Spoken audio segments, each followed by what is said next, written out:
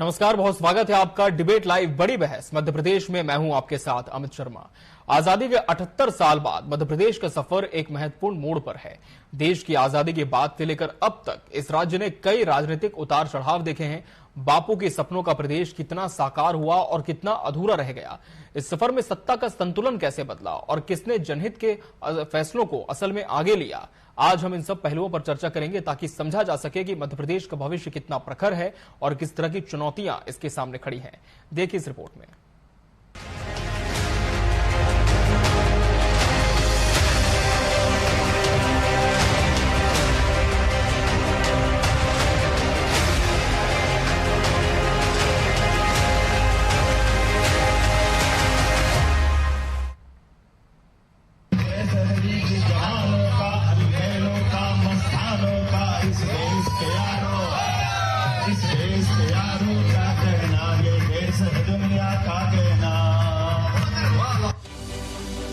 देशभक्ति के गीत गाते मध्य प्रदेश के मुख्यमंत्री डॉक्टर मोहन यादव और बीजेपी नेताओं को देखकर निश्चित ही ये समझा जा सकता है कि एक बार फिर आजादी के दिन को लेकर देशभक्ति की लहरें उफान पर हैं। लेकिन ये समय सोचने का है, मंथन का है। मध्य प्रदेश का सफर आजादी के समय से ही सियासी खींचतान और राजनीतिक बदलावों का गवाह रहा है। 1956 में राज्य की स्थापना के साथ ही ये देश की राजनीति का एक महत्वपूर्ण केंद्र बना।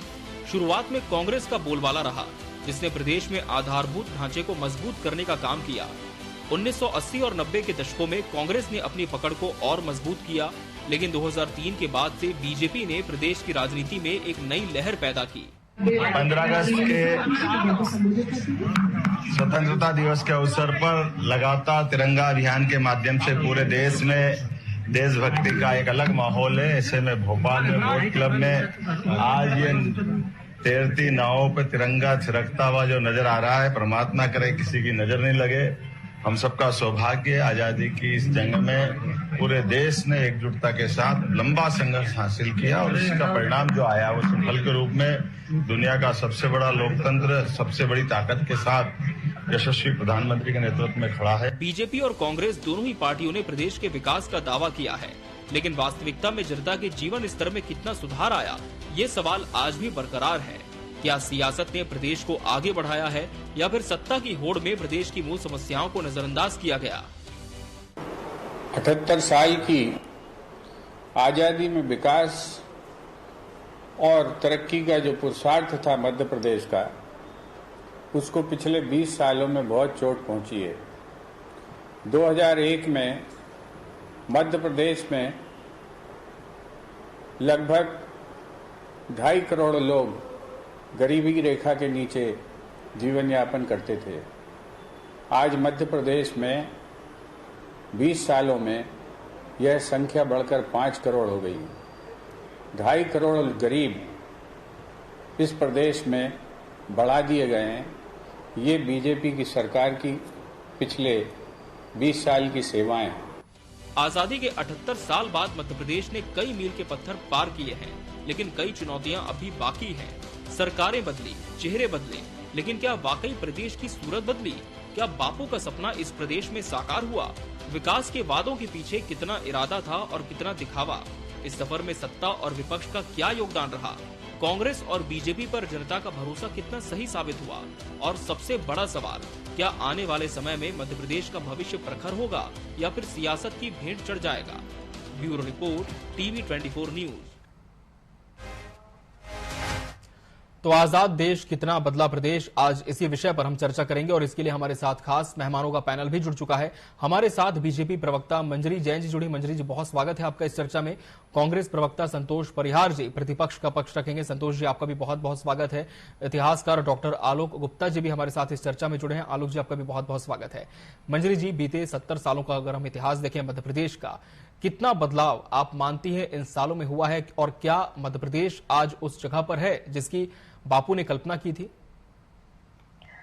देखिए, मध्य प्रदेश जो है एक अपने आप में इसका बहुत ऐतिहासिक महत्व है मध्य प्रदेश का, क्योंकि जब हम आजादी की लड़ाई लड़ रहे थे और खास तौर से जनजातीय समुदाय का बहुत बड़ा महत्व है आजादी की लड़ाई में, और इसलिए ये बात कर रही हूँ कि आज हमने जनजातीय समाज के लिए जिस तरीके से काम किया, उनके उत्थान के लिए शायद पूर्ववर्ती सरकारों ने वैसा नहीं किया।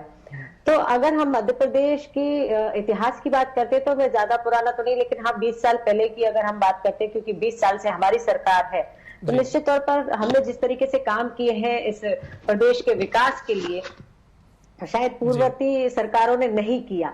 सबसे ज्यादा कांग्रेस की सरकार रही इस प्रदेश के अंदर, लेकिन कभी भी उन्होंने विकास के लिए काम नहीं किया, किसी दलित समुदाय के लिए काम नहीं किया, जनजातीय समुदाय के लिए काम नहीं किया, युवाओं के लिए, महिलाओं के लिए, किसी के लिए काम नहीं किया। लेकिन जब से 2003 में जब भारतीय जनता पार्टी की सरकार बनी, उसके बाद मध्य प्रदेश ने जिस रफ्तार से प्रगति की है, तो आज बीमारू राज्य से, जिसे हम बीमारू राज्य के नाम से जाना करते थे, और जितनी हमारे राज्य की सीमाओं से मध्य प्रदेश जुड़ा हुआ है, जिन राज्यों से, जब हम उन राज्यों से या वहां से कोई हमारे आगंतुक आया करते थे मध्य प्रदेश में, तो ये पता चल जाता था कि अब मध्य प्रदेश की हमने धरती पर कदम रख दिया, क्योंकि उस समय सड़कों की हालत ऐसी थी कि सड़क में गड्ढे में सड़क है, ये समझ में नहीं आता था।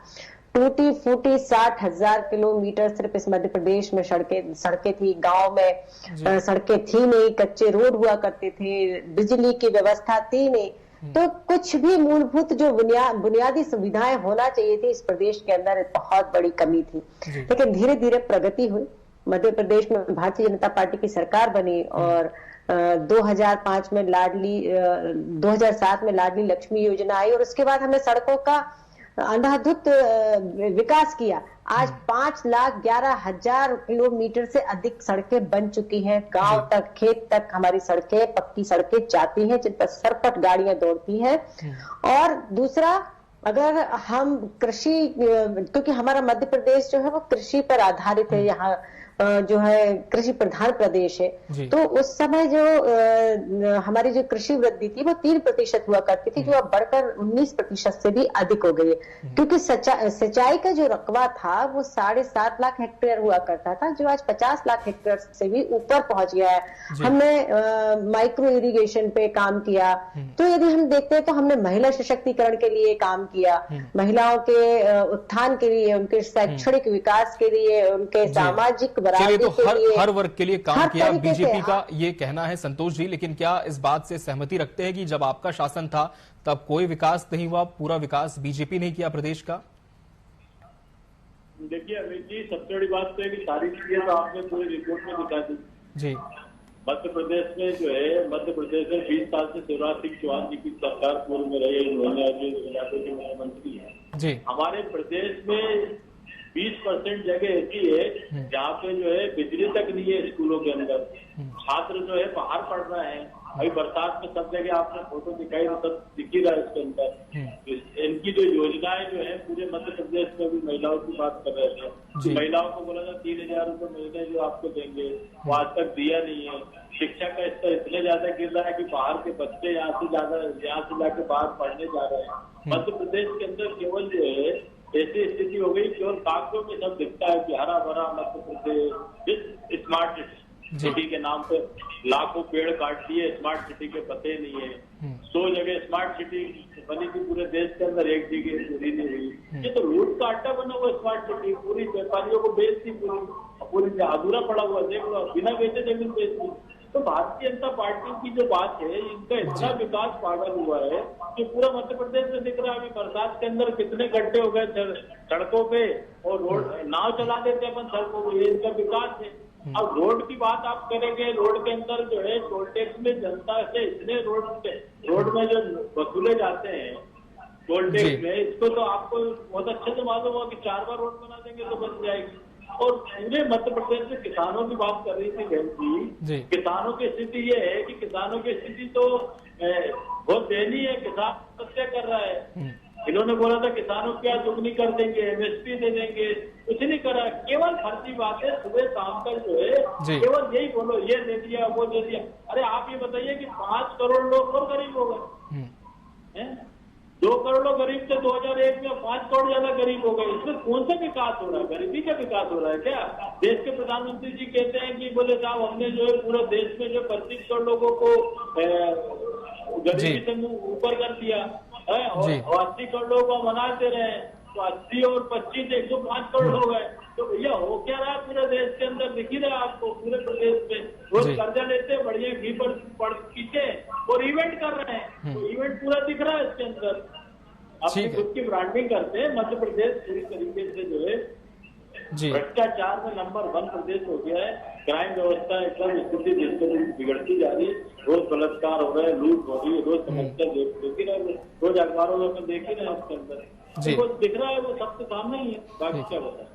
ठीक है डॉक्टर आलोक गुप्ता जी, इतने सालों में क्या मानते हैं आपकी जो सरकारें आई गई मध्य प्रदेश में, जनजातियों की बात करें, किसानों की बात करें, महिलाओं की बात करें, क्या वो विकास हो पाया जिसकी परिकल्पना इस प्रदेश ने की थी, या अब भी कुछ बड़े कदम उठाने बाकी हैं? जी, मेरा सोचना ये है जी कि राजनीतिक और दलगत विवादों से परे हटकर जी पिछले 78 वर्षों में बहुत कुछ विकास हुआ है जिसकी हम अंग्रेजों के राज में कल्पना नहीं कर सकते थे। जी हमारा जो लोकतंत्र है उसमें कोई सा भी दल आए, जी पूर्ववर्ती जो दल जिसकी बहुत लंबे समय तक शासन रहा कांग्रेस, उसके समय भी काफी विकास हुआ।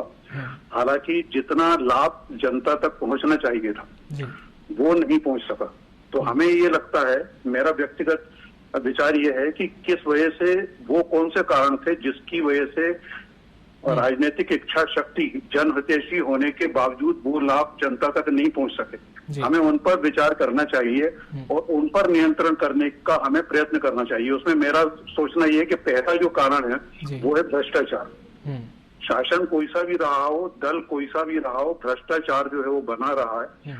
और अब हमें आगे जो सकारात्मक दृष्टिकोण रखते हुए अगर विकास की बात करना है तो मेरा सोचना ये है कि भ्रष्टाचार नियंत्रण उसको हमें टॉप मोस्ट प्रायोरिटी पर रखते हुए और जीरो टॉलरेंस की नीति के साथ में हमें ये वो नीति नहीं चाहिए कि वो आटे में नमक के बराबर तो भ्रष्टाचार जो है वो चलेगा, लेकिन जीरो टॉलरेंस रखते हुए कि भ्रष्टाचार को किसी भी स्तर पर, किसी भी लेवल पर बर्दाश्त नहीं किया जाएगा। और उस पर नियंत्रण के लिए जो कठोर कदम जो उठा सकते हैं, आज वो कठोर कदम उठाना इसलिए कंपैरेटिवली इजी है क्योंकि अब हम आईटी इंफॉर्मेशन टेक्नोलॉजी के सहारे हम हर एक जो कार्यपालिका है उसको भी हम ट्रांसपेरेंसी हम बरत सकते हैं। सारे जो प्रक्रिया है, शासकीय प्रक्रिया है, उसमें हम अगर ट्रांसपेरेंसी रखें, अगर आईटी इंफॉर्मेशन टेक्नोलॉजी की मदद लेते हुए, तो भ्रष्टाचार पर काफी हद तक जो है नियंत्रण पाया जा सकता है। दूसरी जो चीज है जो कि भ्रष्टाचार कम करने में सहायक हो सकती है, वो हो सकती है कि लोकतंत्र में अभी जो जन भागीदारी है जी सर वो बहुत कम है। आप वोटिंग परसेंटेज आप देखिए कि वो एवरेज जो वोटिंग परसेंटेज जो है वो हमारा रहता है 50 से और 70% के बीच में। तो अगर हमें ये वोटिंग परसेंटेज जन भागीदारी हमें बढ़ाना है, इसमें शिक्षित जो वर्ग है तो उसका जो वोटिंग परसेंटेज जो है वो कम है। तो हमें ये लगता है कि अगर हम कंपलसरी वोटिंग, अनिवार्य मतदान पर हमको विचार करना चाहिए। और इसके अलावा एक और चीज ये है कि जो चुनावी राजनीति है उसमें जो रिप्रेजेंटेशन है, जिन लोगों ने देश के लिए कुर्बानियां दी, बलिदान दिया, तो उनका रिप्रेजेंटेशन चुनावी राजनीति में ना के बराबर है। शुरू में जो रहा भी करता था वो पूरी तरह खत्म हो चुका है और किसी भी राजनीतिक दल ने इस ओर भी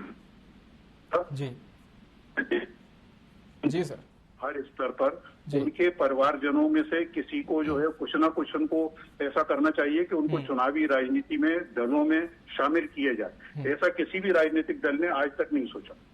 तो यही वजह है कि जो राजनीति है वो आज के समय में मोस्ट प्रॉफिटेबल बिजनेस हो गया है। और चुनाव इसलिए महंगे हो गए हैं क्योंकि वो एक तरह से इन्वेस्टमेंट की तरह जो है उसको यूज किया जा रहा है। इसके अलावा एक और मुद्दा ये है कि जो आरक्षण पर हम लोग बहस नहीं करना चाहते, लेकिन उस पर पुनर्विचार होना चाहिए और तभी हमारे देश की जो प्रतिभा है उसका सदुपयोग राष्ट्र हित में हो सकेगा। इसके अलावा जो मुफ्त की रेवड़ी का हम बीच बीच में सुनते हैं, जो फ्री बीज हैं, तो इनका जो बोझ है वो सीधा का सीधा हमारे जो टैक्स पेयर्स हैं, जो कि बमुश्किल 5% है, 5% हमारे जो है टैक्स पेयर्स है और बाकी जो लगभग 90-95% जो जनता है वो उस टैक्स का लाभ उठाती है। और लगभग 80% से ऊपर हमारी जो जनता जो है वो तो फ्री बीज पर ही पल रही है, उसको मुफ्त राशन पर ही जो है वो पल रही है। तो उसमें जो हमारा जो कार्य की जो इच्छा है, कार्य की जो इच्छा शक्ति है, वो उसमें खत्म होती है। और ये जो आर्थिक बोझ है वो सीधा जो टैक्स पेयर पर पड़ता है। तो मुझे ये लगता है कि जो घोषणा करने वाले राजनेता और उनके दल, उन पर ये बोझ जाना चाहिए, जिससे कि टैक्स पेयर का जो उनकी जो मनी है, हार्ड जो मनी है, तो उसका जो सदुपयोग है वो राष्ट्र हित में विकास कार्यों में हो सके। बिल्कुल। तो इतिहासकार डॉक्टर आलोक गुप्ता का कहना है कि भ्रष्टाचार, लोकतंत्र में जनभागीदारी, आरक्षण पर पुनः विचार और चौथा जो टैक्स पेयर्स है उन पर अतिरिक्त भार। मंजरी जी, क्या ये सभी कारण हो सकते हैं कि जो लाभ की बात कही जा रही पूरी तरह से नहीं मिला? और एक और सवाल आपसे लेना चाहूंगा, जैसा कि संतोष परिहार जी ने कहा कि आप सिर्फ इवेंट मैनेजमेंट में ही फोकस करते हैं, लेकिन धरातल पर कुछ काम नहीं दिखता है। देखिए जी मैम, एक दूसरी डिबेट है, उसका कॉल आ रहा था। मैं ये बताना चाहती हूँ कि सबसे पहले तो जो आलोक जी ने कहा कि जनजातीय समुदाय को महत्व नहीं दिया, या इस देश के अंदर जिन लोगों ने लड़ाई लड़ी उनको महत्व नहीं दिया, तो मैं उनको ये बताना चाहती हूँ कि 1920 में जनजातीय समुदाय ने स्वतंत्रता संग्राम में सबसे ज्यादा, यदि पूरे भारत का इतिहास उठा के देखते हैं स्वतंत्रता संग्राम का, तो जनजातीय समुदाय ने मध्य प्रदेश में सबसे अधिक अपना योगदान दिया और शुरुआत की स्वतंत्रता संग्राम की। और उन सेनानियों को इतिहास के पन्नों में दफनाने का काम किया कांग्रेस की सरकार ने, और उनका परिचय कराने का और उनको स्थापित करने का, उनको सम्मान देने का काम यदि किया है तो भारतीय जनता पार्टी की सरकार ने किया है। चाहे वो शंकर शाह जी हो, चाहे हृदय शाह जी हो, चाहे भीमा नायक हो, चाहे टंटया मामा हो, चाहे रानी कमलापति हो, तो ऐसे कई सारे नाम है जिनको हमने परिचय कराया इस मध्य प्रदेश से और पूरे देश से। और जहां देखिए, जैसे कर्पूरी जी ठाकुर जैसे लोगों को मतलब जिन्होंने समाज के लिए अपना योगदान दिया, उनको जो है सम्मानित किया। और हमारे जनजातीय समुदाय से ही आती हैं हमारी जो देश की महामहिम राष्ट्रपति जी हैं, उन्होंने उस पद को सुशोभित किया। तो मैं समझती हूँ कि जहां जिसका जो अधिकार था और जो योग्यता रखता था, तो भारतीय जनता पार्टी की सरकार ने हमेशा उनको वो स्थान दिया है। दूसरा जो है, आपने कहा कि मध्य प्रदेश का उस तरीके से विकास नहीं हुआ या कुछ, तो मैं ये प्रति व्यक्ति आय से ही हम यदि देख लें तो आज प्रति व्यक्ति आय, पहले जब 2003 की हम बात करते तो 11,778 हुआ करती थी, आज 1.5 लाख से अधिक है प्रति व्यक्ति आय। दूसरा, यहाँ जो GSDP जो थी यहाँ की 4.43% थी, जो आज 17% के लगभग पहुंच गई है। तो बहुत सारे ऐसे बदलाव आए। यदि हम कृषि के क्षेत्र में कहते हैं, हम किसानों की दुगनी आय की बात जो संतोष परिहार जी कर रहे थे, तो मैं बताना चाहती हूँ कि इस देश के अंदर किसान, अगर मध्य प्रदेश को 9 कृषि क्रमण अवार्ड मिले हैं, जहाँ हमारी जो कृषि ग्रोथ थी वो 3% थी, आज 19% से अधिक है। तो कहीं ना कहीं कार्यक्रम के अंतिम चरण में है, जल्दी से संतोष जी से जवाब ले लेते हैं। संतोष जी जवाब दें, क्या वो कदम उठा पाई सरकार जो उठाए जाने चाहिए थे? संतोष जी, देखिए, सरकार जो है बिचौलिए और दलालों के बीच में फंसी हुई है। सरकार की स्थिति तो ये है कि उत्तर प्रदेश से लाके जो वहाँ का आके यहाँ वहाँ के जो व्यापारी है वहाँ की कमी को करके करते हैं। और सरकार की स्थिति तो ये है कि पूरी तरीके से आप देखो ना, अवार्ड ले लो, अवार्ड आप अवार्ड ले रहे हो और दूसरा खेती में जो है किसान आत्महत्या कर रहे हैं, किसान की आय दुगनी क्या हुई, बिचौलिए की आय बढ़ती जा रही है पूरी तरीके से। अडानी के जो है बड़े बड़े वो सेलो बन गए, और जो जिनके जो गोदाम बचे सब खाली पड़े हुए। तो पूरे मध्य प्रदेश के अंदर, पूरे देश के अंदर जो स्थिति है, आप जो बात करें किसान की आय, लगता है किसान की आय, मुझे तो नहीं दिखता है किसान की आय। आप उनको MSP देने की बात करते हैं, MSP देते नहीं। आपने धान खरीदी का रेट क्या दिया, गेहूं के क्या रेट दिए? तो ये मध्य प्रदेश के अंदर केवल इवेंट कर रहे हैं, ब्रांडिंग कर रहे हैं, और जनता गाड़ी कमाई का जो है अपने चुनाव प्रचार प्रसार में उपयोग कर रहे हैं। और उसमें दिख रहा है पूरे मेरा, जब जो जनता टैक्स देती है और टैक्स देने के बाद जनता के ऊपर जो है वही गड्ढे, वही सड़क, वही सारी चीजें दिख रहा है पूरे प्रदेश के अंदर। मध्य प्रदेश जो है भ्रष्टतम प्रदेश हो गया है। जीरो टॉलरेंस की बात करते हैं, भ्रष्टाचार में डूबा हुआ प्रदेश है। रिचार्ज और टॉपर पे कलेक्टर SP चल रहा है, वसूली करके जो मंत्री मुख्यमंत्री को दे रहे हैं। तो इनका तो भ्रष्टाचार बोलवाला है, क्या कहूँ।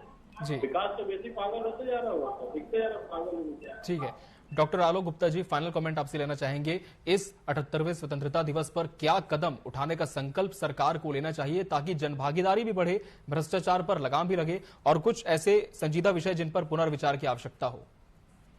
जी, जैसा कि मैंने आपको जो 4-5 जो मुद्दे जो गिनाए मैंने, जी, तो वो क्या है कि शासन किसी भी दल का हो, ये हमारी एक तरह से देखा जाए तो पिछले 78 वर्ष का आप देखें तो थोड़ा या ज्यादा भ्रष्टाचार जो है वो बना रहा है। जी। तो मैं तो पूरी जो है जोर देकर जो है यही कहूंगा कि भ्रष्टाचार पर नियंत्रण को सर्वोपरि वरीयता पर रखते हुए उसके नियंत्रण के लिए जो भी कदम हो सकते हैं वो हर स्तर पर उठाए जाना चाहिए। लोकतंत्र में भागीदारी का मैंने बताया कि उसमें एक्चुअली जैसे मंजरी जी जो हैं उसको जैसे जनजाति और दलित लोगों का जो योगदान जो था, इस वर्ग का जो योगदान जो था फ्रीडम स्ट्रगल में, उसको नकारा नहीं जा सकता। लेकिन मेरा ये भी सोचना है, मैंने तो फ्रीडम स्ट्रगल पर रिसर्च वर्क भी किया है काफी। जी सर। सभी वर्गों का योगदान रहा है, ऐसा नहीं कि किसी एक वर्ग या दो वर्ग या किसी खास वर्ग के योगदान से ही जो है हमें आजादी मिल सकी। सभी वर्गों का इसमें बराबर का योगदान रहा। और ये राजनीतिक मुद्दा जरूर हो सकता है कि दलित वर्ग का और जनजाति का इतना योगदान रहा और उतना योगदान रहा, वो अलग बात है, लेकिन योगदान सभी का रहा। और मेरा जो सक्रिय राजनीति में जो भागीदारी है, एक तो जन भागीदारी की मैंने बात करी कि वोटिंग परसेंटेज हमको बढ़ाना चाहिए, और किस तरीके से ये बढ़ सकता है, चाहे वो इंसेंटिव्स देकर बढ़े, चाहे वो उसको अनिवार्य रूप देकर बढ़े। इसके अलावा जो चुनावी राजनीति में जो या फिर दलीय राजनीति में से उठकर जो है राष्ट्र हित के लिए हमको बात करना चाहिए। हमारी जो पहली जो मिनिस्ट्री बनी थी तो उसमें क्या था कि सभी दलों के जो मेंबर्स थे उनको शामिल किया गया था। अब हम उस चीज की परिकल्पना हमारे लिए मुश्किल है, लेकिन हमको माहौल कुछ ऐसा बनाना चाहिए। जैसे अभी जो माहौल जो कुछ समय से हम देख रहे हैं कि देशभक्ति से ओतप्रोत जो माहौल जो है ये बड़ा सकारात्मक माहौल है। और आज के समय में हमें लगता है कि हम दलीय राजनीति और धर्म से उठकर अगर कोई चीज हमको एक कर सकती है तो वो सिर्फ देशभक्ति का जो हमारा माहौल है, देशभक्ति का जो जज्बा है, वो हमारे सारे वर्गों को एक कर सकता है। और ऐसे समय में हमको इसमें वर्ग विभेद नहीं करना चाहिए कि इस वर्ग का आजादी की लड़ाई में इतना योगदान रहा, उस वर्ग का ये इतना योगदान रहा। ये सारे वर्गों ने मिलकर आजादी की लड़ाई लड़ी और तब हमको ये आजादी जो है सदियों की गुलामी के बाद में मिल सकी। तो मुझे ये लगता है कि दलीय राजनीति से उठकर हमको राष्ट्र हित के बारे में बात करनी चाहिए। और जो सकारात्मक योगदान है राष्ट्र निर्माण में, वो चाहे कांग्रेस रही हो चाहे वो बीजेपी रही हो, दोनों का अपने अपने स्तर पर योगदान रहा है, हम उसको नकार नहीं सकते। और जो कमजोरियां हैं वो अलग अलग दलों में रही हैं, व्यक्तिगत रूप से भी कमजोरियां रही हैं, उनको बिल्कुल। तो कहीं ना कहीं सभी को एकजुट होकर एक मंच पर आकर राष्ट्रहित के बारे में सोचना चाहिए, क्योंकि उससे ऊपर कुछ भी नहीं है। बहरहाल उम्मीद हम यही करेंगे कि जब 2 दिन बाद हम 78वां स्वतंत्रता दिवस मनाएंगे तब इसी संकल्प के साथ आगे बढ़ेंगे कि उस मध्य प्रदेश की तरफ हम अग्रसर हों जिसकी परिकल्पना सालों पहले की गई थी। आप सभी मेहमानों का बहुत बहुत धन्यवाद हमसे इस चर्चा में जुड़ने के लिए और इसका हिस्सा बनने के लिए। इसी के साथ बड़ी बहस डिबेट लाइव मध्य प्रदेश में आज के लिए फिलहाल इतना ही। मुझे और मेरी पूरी टीम को दीजिए इजाजत। नमस्कार।